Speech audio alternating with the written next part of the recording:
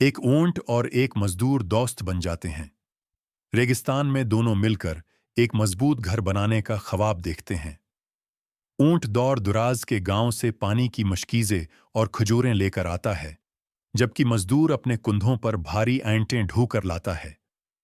दोनों की मेहनत से आखिरकार रेत के बीचों बीच एक खूबसूरत घर तैयार हो जाता है।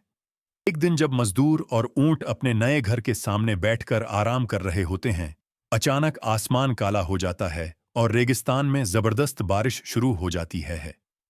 कुछ ही देर में तेज सैलाब का पानी बहकर आता है और उनका ख्वाबों जैसा घर डूब जाता है।